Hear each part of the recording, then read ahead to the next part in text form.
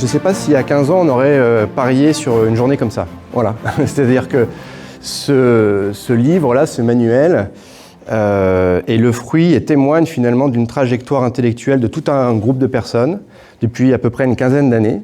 Et c'est vrai qu'il y a 15 ans, il n'y avait pas grand-chose. Voilà, il n'y avait quasiment aucun universitaire en France qui travaillait sur ce sujet. Et donc, moi, je suis très heureux de pouvoir vous parler de ça aujourd'hui. Et vraiment, je pense qu'à 15 ans, l'idée qu'on soit plusieurs à être universitaires sur ce sujet, qu'il y ait un manuel chez Duno, parce que je ne sais pas si vous connaissez Duno, mais Duno, c'est l'un des meilleurs éditeurs académiques, avec le terme de parapsychologie, qui est un terme maudit, si vous voulez. C'est-à-dire qu'à l'université, si vous voulez avoir des problèmes, vous utilisez le terme de parapsychologie. Bon. Donc, on arrive à faire ça, eh bien, c'est formidable, et ça montre peut-être une évolution des mentalités, et en tout cas, espérons-le. Donc, je vais, dans le temps qui m'est imparti, témoigner de ma trajectoire personnelle en lien avec l'ouvrage, plus autour de la question clinique, en essayant de répondre à 4 questions. Voilà. La première question, c'est celle de la phénoménologie des expériences exceptionnelles, c'est-à-dire quelles sont les expériences paranormales qu'on peut rencontrer dans la culture occidentale actuellement, voire dans d'autres cultures. Alors la question qui se pose, bien sûr, c'est comment rencontrer des gens qui ont vécu des expériences paranormales. Et en fait, ça n'est pas si compliqué. Il suffit de créer un service de consultation spécialisé, alors qui s'appelle CIRCE, pour le Centre d'information, de recherche et de consultation sur les expériences exceptionnelles, qu'on a cofondé avec Renaud Evrard donc en 2009, dans le cadre de nos thèses. Et donc, ça nous a permis de rencontrer des personnes qui rapportaient des expériences paranormales. Alors, il faut savoir que ce service de consultation, il a été créé dans la filiation, je dirais, de plusieurs centres de consultation qui existaient déjà dans le monde, sachant que depuis la naissance de la métapsychique ou la parapsychologie, comme l'a raconté Bertrand, eh bien, il y a toujours eu une tradition d'écoute, d'accueil de ces expériences. Alors, vous avez par exemple l'Université d'Édimbourg, vous avez l'unité Koestler, donc où j'ai fait ma thèse notamment. Et donc, il y a un psychologue clinicien qui s'appelle Yann Turney, qui a l'habitude comme ça d'écouter, d'accueillir ces récits-là. Donc, il y a toute une tradition d'écoute à Édimbourg des expériences exceptionnelles. Et le centre le plus important, il est en Allemagne, à Freiburg-en-Brisau, où vous avez un centre qui s'appelle l'IGPP, qui est un peu l'équivalent de l'Institut métapsychique en France, où vous avez tout de même une vingtaine de chercheurs qui travaillent, et des psychologues cliniciens qui ont un service de consultation depuis plusieurs dizaines d'années. Et donc, il y a toute une tradition, voilà, de ce qu'on appelle aussi parfois la parapsychologie clinique. Un dernier exemple, c'est en Amérique du Sud, vous avez des psychologues qui travaillent plutôt dans une approche humaniste et cette fois-ci qui organisent par exemple des groupes de parole autour des expériences exceptionnelles, ce qui se fait aussi d'ailleurs en France à l'Institut métapsychique. Et donc, voilà, on s'est inspiré de ces centres de consultation pour développer CIRCE. Donc c'est ouvert depuis 2009 et on travaille essentiellement par téléconsultation puisqu'on a des gens qui nous contactent de toute la France, mais aussi de pays francophones. On a des locaux maintenant à Lyon aussi, donc pour accueillir des gens qui vivent ces expériences. On reçoit à peu près 300 demandes par an, voilà. Des demandes extrêmement variées, parfois pour rire entre nous on appelle ça des Kinder Surprise parce que si vous voulez, on reçoit des mails comme ça de gens qui nous parlent d'expériences paranormales avec des choses tout à fait étonnantes. Voilà. Et là, on a récemment, par exemple, on a intégré également, donc on est 3 psychologues cliniciens et un psychiatre. Et le psychiatre, d'habitude, il avait des consultations normales, on va dire. Et c'est vrai que, très vite, il nous a dit, c'est vrai que les cas que vous me renvoyez maintenant sont assez étonnants. Donc il y a une clinique, voilà, il y a une clinique du paranormal qui est parfois un petit peu déstabilisante. Et puis on a également donc un réseau clinique qu'on est en train de structurer avec des psychologues, des psychiatres dans toute la France quand la téléconsultation ne suffit pas. Et donc on a quand même un petit peu de recul maintenant avec à peu près 1500 suivis. Voilà. Alors toutes les personnes qui nous contactent, on ne va pas les suivre, mais on a à peu près 1500 suivis de personnes qui ont vécu des expériences paranormales. Donc du coup, ça permet de répondre à une première question, comme je l'évoquais tout à l'heure. Quelles sont ces expériences paranormales ? Je vais être très rapide. En gros, on peut dégager 10 grandes catégories d'expériences qui traduisent une interaction non ordinaire, extraordinaire avec l'environnement. Elle peut être de nature perceptive. Alors c'est tout ce qu'on appelle les perceptions psy, la télépathie, la clairvoyance, la précognition, les sorties hors du corps, les visions et les apparitions. Et puis de l'autre côté, vous avez un pôle qui est plus projectif, avec les expériences de magnétisme et de guérison, de psychokinèse et de poltergeist. Et puis entre les deux, Alors, je ne savais pas trop comment appeler ça, mais souvent ça rend compte de l'impression d'une communication avec d'autres vies ou d'autres mondes, avec tout le champ des expériences mystiques, des expériences médiumniques, des expériences de mort imminente, des expériences d'abduction et des expériences de réincarnation.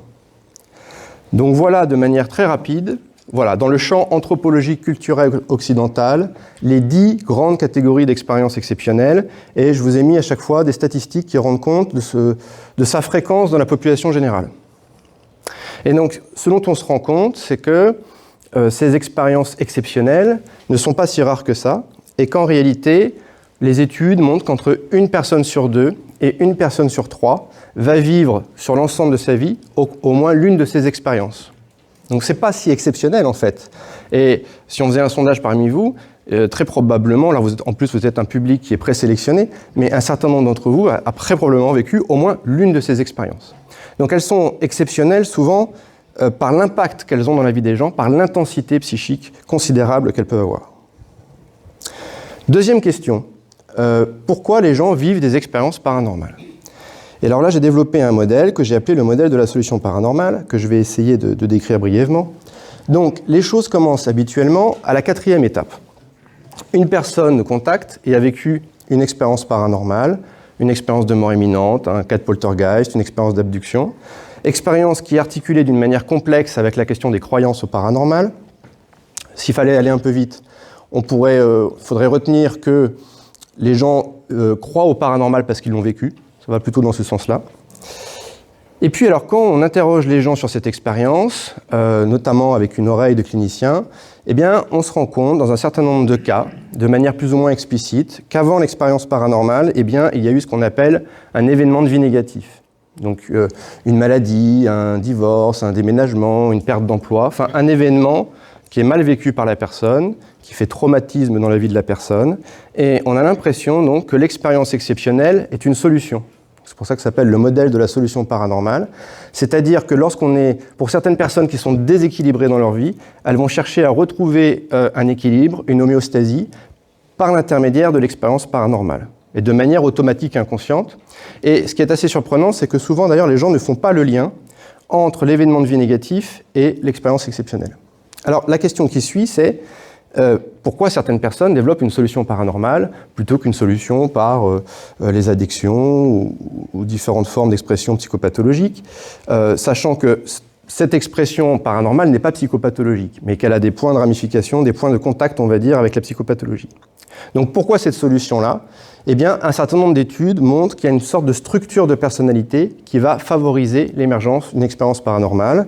Et donc là, on a tout un ensemble d'études menées par les anglo-saxons notamment, avec des questionnaires, où vous allez pouvoir corréler, par exemple, certains critères de personnalité avec la tendance à vivre des expériences paranormales. Et alors, je ne peux pas rentrer dans le détail de ces critères, mais retenez qu'il y a tout d'abord ce qu'on appelle la tendance à l'imaginaire, également le contrôle interpersonnel. C'est-à-dire que paradoxalement, l'expérience paranormale, parfois, elle permet de gagner du contrôle sur le monde environnant, et puis également ce qu'on appelle la perméabilité psychique. Et donc, si vous voulez, on est tous plus ou moins poreux par rapport à notre environnement, et donc les gens qui vivent des expériences paranormales, ils ont souvent une sorte de porosité exacerbée. Et puis il y a des sous-paramètres, notamment ce qu'on appelle la dissociation, l'absorption et l'hypnotisabilité, et donc les gens qui vivent ces expériences paranormales ont des taux élevés dans ces différents critères. Alors la question qui se pose ensuite, c'est pourquoi ces personnes ont développé une structure de personnalité qui va favoriser l'émergence de la solution paranormale. Et donc là, il y a des études qui montrent qu'on pense que dans les premiers temps de la vie, dans ce qu'on appelle les relations précoces, il y a des particularités qui font que ces personnes vont développer d'emblée cette structure de personnalité. On sait également que les traumas dans l'enfance favorisent les expériences paranormales. Et puis vous avez des personnes qui ont vécu dans un monde du paranormal, d'emblée, sans dimension traumatique, et donc le paranormal fait partie de leur vie d'emblée. Alors vous avez une dernière étape, la 5e étape, qui est plutôt des registres de ce qu'on appelle les processus transformationnels, et ce dont on se rend compte dans un certain nombre de cas, c'est très visible par exemple dans les expériences de mort imminente, c'est que l'expérience paranormale va induire donc une transformation de la personnalité. Donc, vous voyez, ça revient ensuite sur la personnalité, il y a une boucle complexe entre événements de vie négatifs, expérience paranormale, croyance au paranormal, transformation de la personnalité et structure de personnalité. Donc voilà en gros ce modèle d'ensemble qui est étayé par un certain nombre de données de la littérature et qui fonctionne en gros pour 2/3 des cas.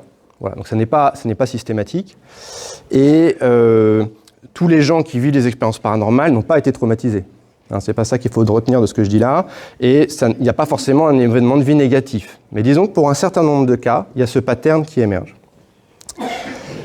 Ce que je vous dis là ne réduit pas les expériences paranormales à des traumas ou une structure de personnalité. C'est-à-dire que ce n'est pas parce qu'on comprend qu'il y a des traumas qui sont en ligne de compte que ça vient dire quelque chose de l'ontologie des phénomènes.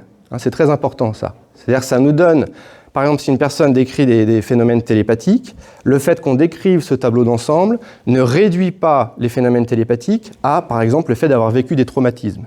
Ça donne une coloration, une compréhension du contexte, mais une nouvelle fois, ça ne dit rien de l'ontologie, c'est-à-dire est-ce qu'il y a véritablement une interaction télépathique ou non.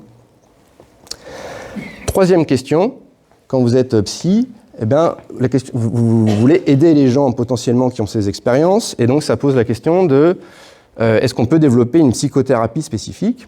Et donc j'ai proposé d'appeler ça la psychothérapie psychodynamique des expériences exceptionnelles, dont je vais vous dire 2 mots. Donc, tout d'abord, ça nécessite d'avoir certaines connaissances dans le domaine, des domaines en psychologie anomalistique et en parapsychologie, c'est-à-dire que c'est quand même important d'avoir connaissance de toutes les données qui sont dans le manuel de parapsychologie scientifique, d'avoir également des connaissances plus spécifiques dans le champ donc de la phénoménologie et des caractéristiques des expériences exceptionnelles. Par exemple, si vous entendez les gens qui vont vous parler d'expériences mystiques ou de sortir du corps, c'est quand même important de savoir un petit peu comment émergent ces expériences. Et puis, il faut aussi quand même des données ou des connaissances en psychopathologie, puisque la question du diagnostic différentiel est très importante dans cette clinique. Voilà. Et alors, c'est vrai que dans le grand public, il y a cette idée, ce préjugé que vivre une expérience paranormale, c'est être fou. Et donc, de nombreuses personnes ne vont pas en parler. Et dans le service de consultation, c'est très fréquent qu'on nous dise je n'en parle surtout pas autour de moi, surtout pas à mon médecin, surtout pas à mon psy, parce qu'on va penser que je suis fou. Je vous donne un exemple clinique très rapide. C'est une femme, elle est médecin généraliste, et une nuit, elle se réveille, et pendant une dizaine de minutes, elle a une apparition d'une vieille dame qui vient lui parler.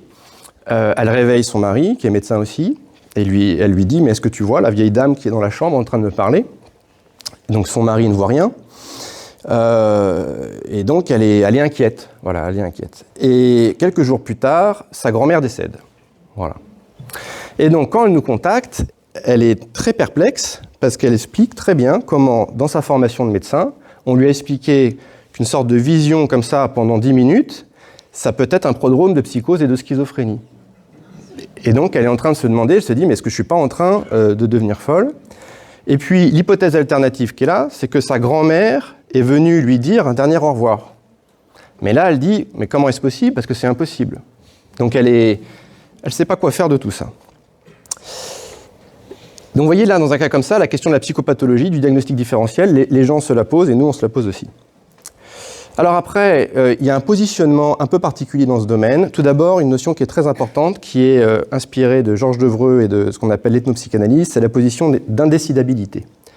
Quand les gens nous racontent, par exemple, qu'ils pensent avoir été enlevés par des extraterrestres, c'est ce qui se passe dans les expériences d'abduction, on n'est pas là pour leur dire « oui, il y a des extraterrestres » ou « non, il n'y a pas d'extraterrestres ». Quand les gens nous racontent une expérience de mort imminente, on n'est pas là pour leur dire « oui, vous avez vu l'après-vie » ou « non, il n'y a pas d'après-vie ». On est comme ça dans une position indécidable, fondée sur une notion en psychanalyse qui s'appelle la capacité négative, c'est-à-dire la capacité du psy à ne pas savoir, et surtout à ne pas savoir pour les autres. Et donc, on est plutôt là dans une position d'écoute, sans jugement, et on essaye d'accompagner la personne vers la mise en sens de l'expérience. Et ça implique de travailler sur différents niveaux de réalité. Tout d'abord, le niveau subjectif, ce qu'on appelle la réalité psychique, ce qui est caractéristique de ce que font les psys de manière générale, mais on s'intéresse aussi à des éléments objectifs. Et ça, c'est assez différent de la pratique des psys de manière générale. Et l'exemple le plus classique, ce sont les phénomènes de poltergeist. Et il y a une dizaine d'années, quand j'avais débuté ma thèse, j'avais eu un très beau cas de poltergeist à Lyon, dans la banlieue lyonnaise. Et dans ces cas-là, on se rend sur place, on rencontre la famille et on se pose la question du caractère objectif des phénomènes, mais on est là pour explorer cette hypothèse avec les gens. C'est-à-dire que le plus souvent, on est dans une position de clinicien et non de chercheur, et on essaye simplement d'aider les gens à mettre du sens sur cette expérience, mais pour mettre du sens, il faut que la question de l'ontologie soit sur la table. Et c'est vrai que spontanément pour les psys, la question de la réalité objective, elle est souvent secondaire par rapport à la réalité subjective. Or, je pense que dans ce domaine, ce qui aide les gens, c'est quand on les prend au sérieux sur ce questionnement ontologique. Et dans certains cas, pas dans tous les cas, la question de l'ontologie est au devant de la scène.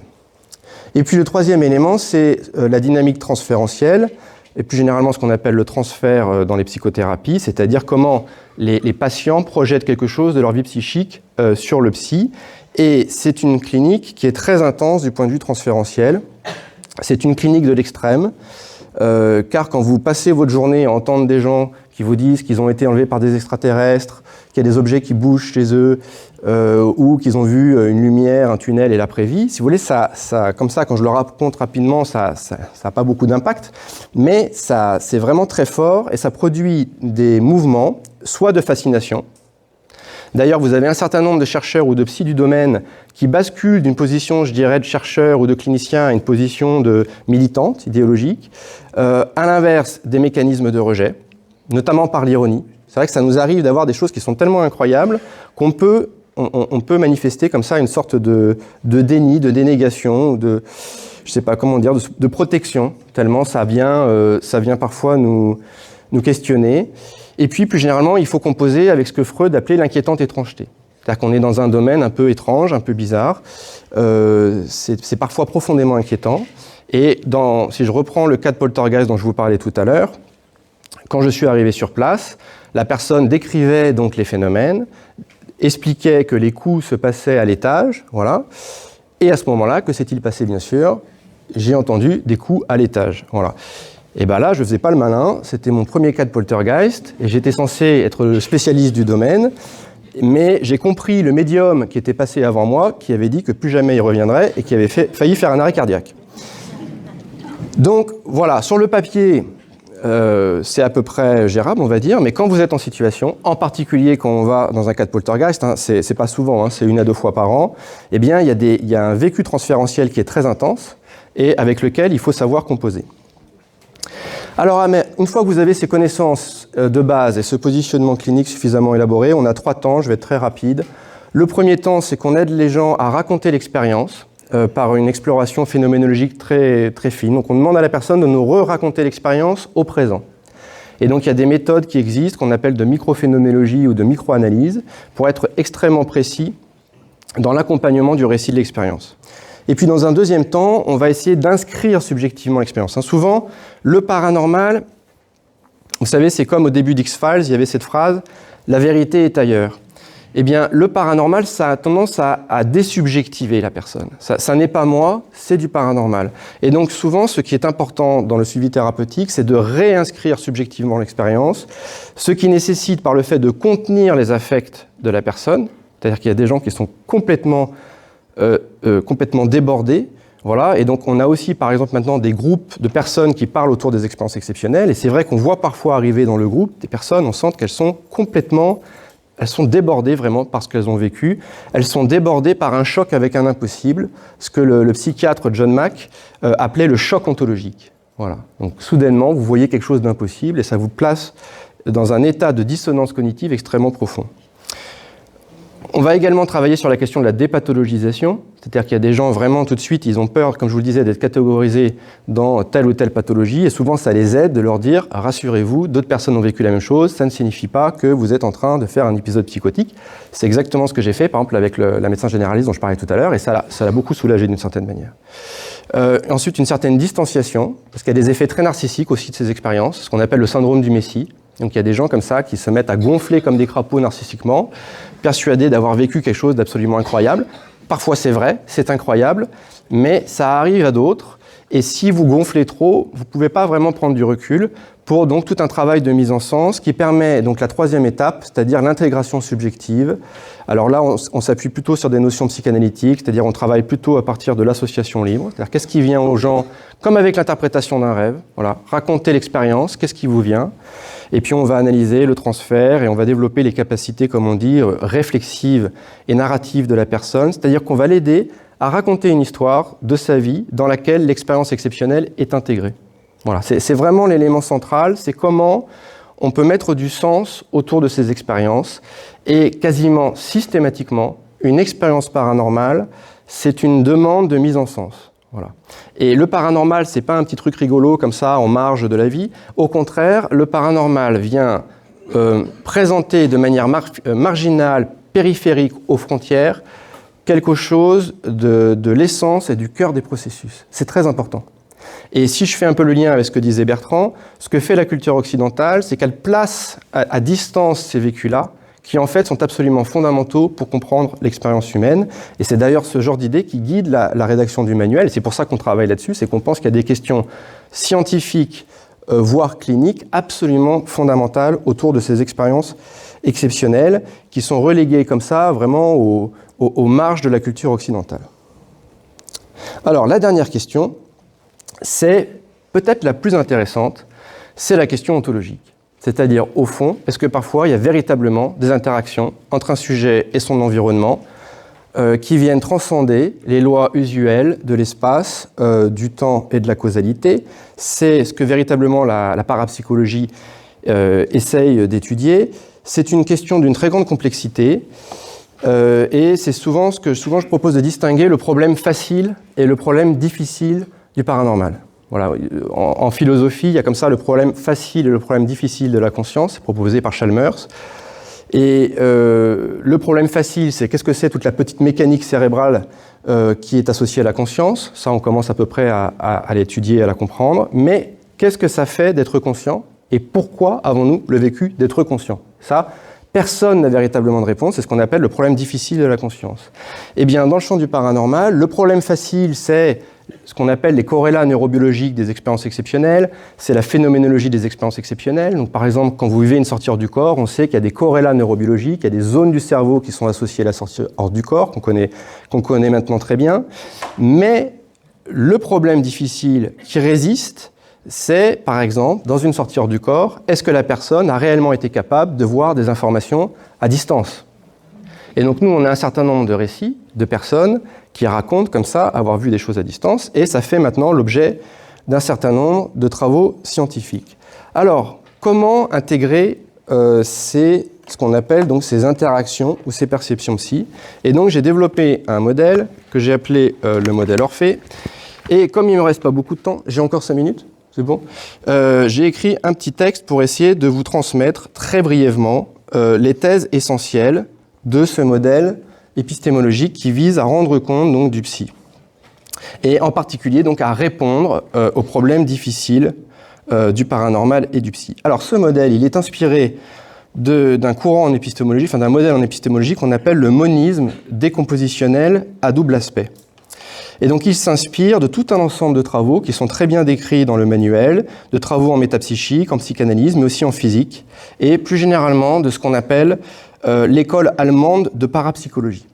Alors ça, ce sont des travaux qui sont complètement inconnus du grand public, mais il existe des modèles, il existe des théories pour expliquer le psy, en particulier ce qu'on appelle le modèle de l'information pragmatique, la théorie quantique généralisée, mais aussi la conjecture Jung-Pauli, donc qui fait référence à Carl Gustav Jung, telle qu'elle a été développée en particulier par un physicien et philosophe très brillant, très connu, qui s'appelle Harald Hartmann-Parrer.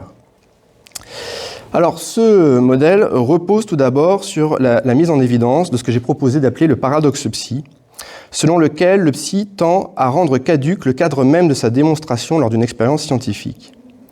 En effet, le psy montre qu'une interaction directe est possible, de manière ponctuelle, à distance dans l'espace et le temps, entre un observateur et ce qu'il observe. Or, cela induit de possibles effets de contamination qui viennent invalider le cadre scientifique traditionnel, car la science repose sur l'idée qu'on peut distinguer de manière étanche l'observateur et l'observé. Donc concrètement, quand vous essayez de démontrer l'existence du psy, comme on le fait parfois en parapsychologie expérimentale, avec un cadre scientifique traditionnel, l'existence même du psy invalide la méthodologie à l'origine de la démonstration. C'est ça que j'ai proposé d'appeler le paradoxe psy, et donc ça impliquerait de produire un modèle de compréhension qui tienne compte de cette particularité sur le plan épistémologique. La deuxième idée de ce modèle, c'est que la compréhension du psy n'est possible qu'à condition d'élucider la relation entre la psyché et la matière, entre la conscience et le cerveau. Dans cette perspective, comme je vous le disais, ce modèle s'appuie sur un monisme décompositionnel à double aspect. Donc c'est ce que vous voyez là sur ce petit schéma. Donc on appelle ça un monisme car il suppose que la psyché et la matière découlent d'une même substance première. On l'appelle décompositionnel car cette substance est décomposée pour donner naissance à notre réalité. Et vous avez d'autres formes de monisme qu'on appelle compositionnel. Et puis à double aspect, car cette substance première serait donc décomposée entre deux aspects, deux perspectives complémentaires qui correspondent à cette substance première et qui va se décomposer sous forme de ce qu'on appelle donc un ordre épistémopsychique à gauche, c'est-à-dire votre expérience psychique, tout ce qui se passe, enfin tout ce dont vous avez l'impression que ça se passe dans votre tête, et l'épistémophysique, la matière. Dans ce modèle, la psyché et la matière sont considérées comme le fruit d'une forme de synchronicité qui entretient une relation de complémentarité et d'incompatibilité. Elles sont le fruit d'un processus de décomposition du réel, ce qui explique leur relation étroite qui ne saurait être réduite à une relation de causalité. Bon, qu'est-ce que ça veut dire concrètement dans ce modèle? Ça n'est pas votre cerveau qui produit la pensée, ce n'est pas la pensée qui produit le cerveau. Il existe en réalité une sorte d'arrière-fond du monde, un réel, ce qu'on appelle dans ce modèle un ordre ontique, qui se décompose en parallèle de manière simultanée sous forme d'une expérience subjective interne et sous forme de matière externalisée. Bon, je ne sais pas si vous êtes encore avec moi. Le psy est alors considéré comme une interaction directe entre la psyché et la matière qui passe en contrebande par l'ordre ontique et qui peut s'avérer de nature perceptive, c'est ce qu'on va appeler les perceptions psy, ou projective, c'est ce qu'on va appeler les projections psy. Le psy ne correspond donc pas à une relation de causalité dans ce qu'on appelle l'ordre épistémique. Le psy relève en réalité d'une forme d'intrication dans l'ordre ontique.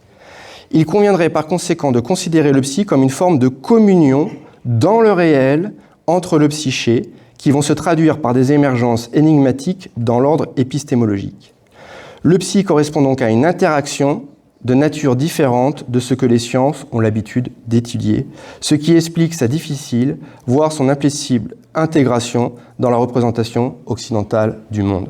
Donc en gros, ce que ça veut dire, c'est qu'il faut étendre la science à d'autres modalités d'étude du monde et qu'il faut développer une étude du réel en lui-même. Alors pour terminer, si j'ai encore une minute, le modèle Orphée s'organise également autour d'une autre idée qui pour moi est absolument centrale. La vraie question scientifique pour moi, c'est que si ce modèle est pertinent, c'est comment passe-t-on du réel à la psyché et à la matière? Comment passe-t-on de l'ordre ontique à l'ordre épistémique? Et là, ce qu'on observe, c'est ce caractère élusif des phénomènes paranormaux, que les parapsychologues ont tendance à essayer d'éliminer. Et donc je pense au contraire qu'il faut mettre l'éléphant au milieu de la pièce, et c'est ce que j'ai proposé d'appeler le principe d'élusivité, qui suppose que le psy, de par sa nature même, est de nature élusive. Ce qui signifie qu'il tend à échapper à toute forme d'observation et d'objectivation. Cette propriété est un fait de structure qui découle des relations de décomposition et de rétroaction entre l'ordre ontique et l'ordre épistémique. Et ça, vraiment, c'est l'idée que j'aimerais vous transmettre, qui me paraît la plus importante, parce que c'est une idée qui est très heuristique pour comprendre l'émergence des phénomènes psy, c'est qu'il existe une relation inversement proportionnelle entre l'observation d'un système, sa mesure, sa documentation, et l'intensité des interactions psy. Par exemple, dans un cas de poltergeist, dès lors que vous allez essayer de filmer les phénomènes, ceux-ci vont tendre à disparaître. Dès que vous menez une expérience de parapsychologie expérimentale de manière extrêmement rigoureuse, où vous allez tout enregistrer, vous allez tuer dans l'œuf les effets psy du fait du principe d'élusivité. Ainsi, il convient donc de tenir compte de ce caractère élusif et du fait que le psy, c'est un phénomène de l'obscurité, et c'est pour ça que j'ai appelé ça le modèle Orphée, car comme vous le savez, dans le mythe d'Orphée, Eurydice va disparaître dès lors qu'Orphée se retourne pour l'observer. Et bien de la même manière, étudier le psy, c'est composer avec ce caractère élusif qui est inhérent à ces phénomènes. Voilà, merci beaucoup de votre attention.